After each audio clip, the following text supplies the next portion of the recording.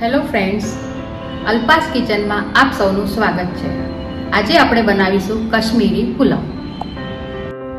કશ્મીરી પુલાવ બનાવવા માટે 1 કપ બાસમતી ચોખા, 5 ગ્રામ દ્રાક્ષ, 5 ગ્રામ બદામ, 5 ગ્રામ કાજુ, 3 ગ્રામ તજ, 3 ગ્રામ લવિંગ, 3 ગ્રામ એલચી, 10 ml દૂધમાં 1 ગ્રામ કેસર, ચપટી હળદર અને સ્વાદ પ્રમાણે મીઠું. હવે એક પેનમાં થોડું તેલ લઈને 100 ગ્રામ જેટલા કાંદા બ્રાઉન થાય ત્યાં સુધી ફ્રાય કરીશું.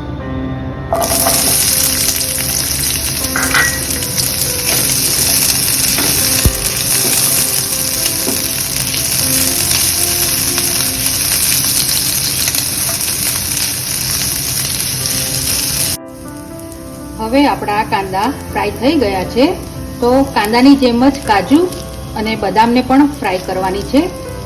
ફ્રાય થઈ ગયા પછી એને પણ આપણે સાઈડમાં લઈ લઈશું. કાંદાની જેમ જ મેં કાજુ અને બદામ ફ્રાય કરી લીધા છે. તમે તમારી રીતે બીજા ડ્રાયફ્રૂટ પણ એડ કરી શકો છો. હવે આપણે એક પેનમાં થોડું તેલ લઈશું. તેમાં લવિંગ, તજ અને એલચી એડ કરીશું.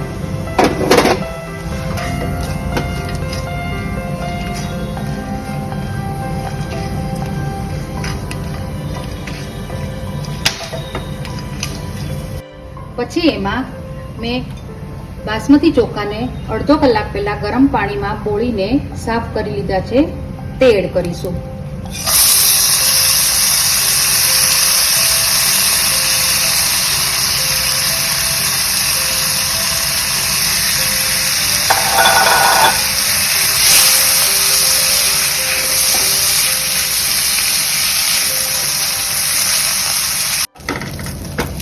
હવે આપણે એમાં દૂધમાં પલાળેલું કેસર નાખી દઈશું.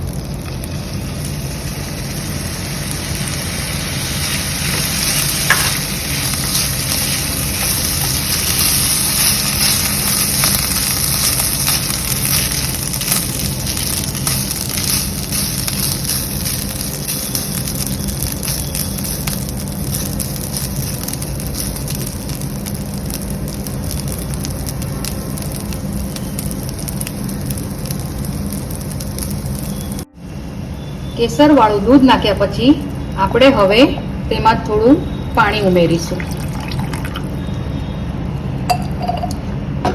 પછી તેમાં થોડી હળદર અને સ્વાદ પ્રમાણે મીઠું નાખી દઈશું. મીઠું આપણે આપણા સ્વાદ પ્રમાણે લેવાનું છે.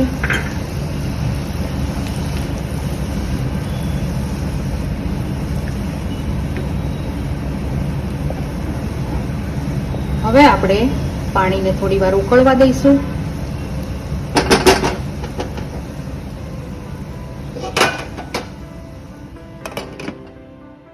હવે આપણે આ ભાત ચેક કરીશું. મેં આ રાઈસને 10-15 મિનિટ સુધી થવા દીધા છે.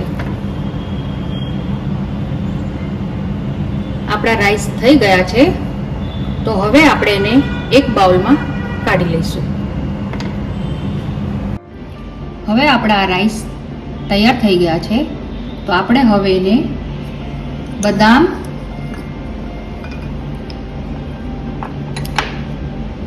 કાજુ,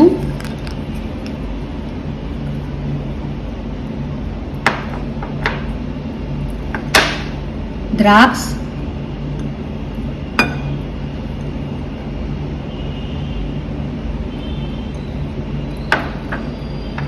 અને કાંદાથી ગાર્નિશ કરીશું.